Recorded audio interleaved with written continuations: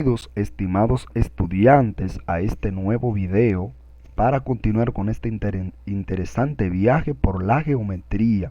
Luego de ver los elementos básicos de la geometría, que son el punto, la recta y el plano, y el famoso e interesantísimo teorema de Pitágoras, seguimos con un interesantísimo pero muy interesante tema, que es el plano cartesiano.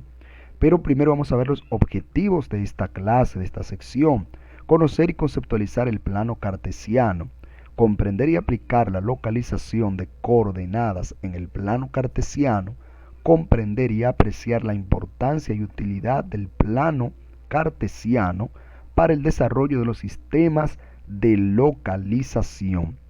Pues el plano cartesiano no es más que un sistema bidimensional formado por dos rectas perpendiculares entre sí, una horizontal y otra vertical, que se cortan en un punto común llamado origen o punto cero, como pueden observar aquí en la imagen.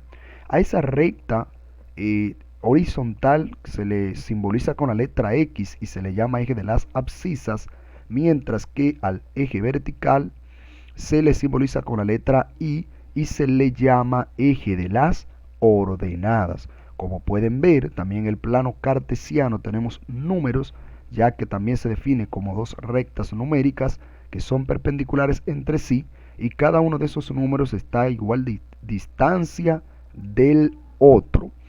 Pues el plano cartesiano se debe al gran matemático y filósofo René Descartes. Aquí pueden leer un poco sobre la historia. Él, pensando en plasmar su pensamiento filosófico, construyó un plano con dos rectas que se cortaban en un punto de forma perpendicular, y ya tenemos el nombre de los ejes. Al vertical le llamó eje de las ordenadas y al horizontal eje de las abscisas. La finalidad del plano cartesiano es describir la posición o ubicación de un punto en el plano, el cual se representa por un sistema de coordenadas.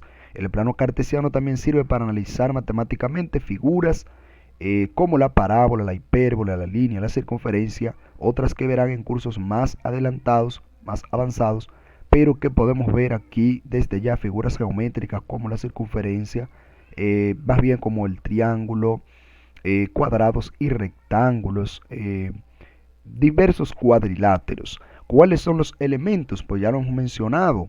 Tenemos el eje Y, llamado eje de la ordenada, o eje Y, el eje X o eje de las abscisas, y pues tenemos el punto central llamado punto origen.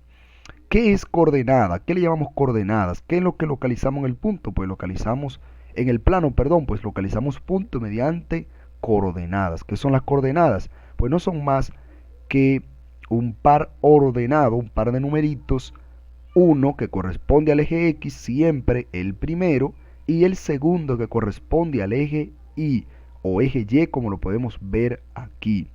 Pues para comprender esto vamos a ver cómo se localizan los puntos en el plano cartesiano.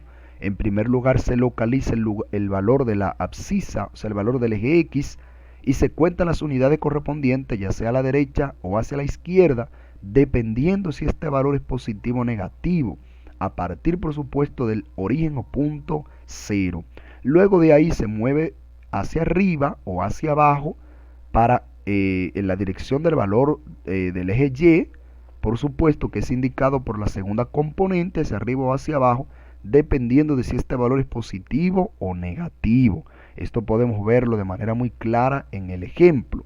Por ejemplo, si vamos a localizar el punto A, cuya coordenada es 6,4, pues el primer valor es 6, que corresponde por supuesto al eje de las X o eje de las abscisas. ¿Por qué? Porque es el primer componente. De manera que damos 6 pasos hacia la derecha. ¿Por qué hacia la derecha? Porque el 6 es positivo. 1, 2, 3, 4, 5 y 6.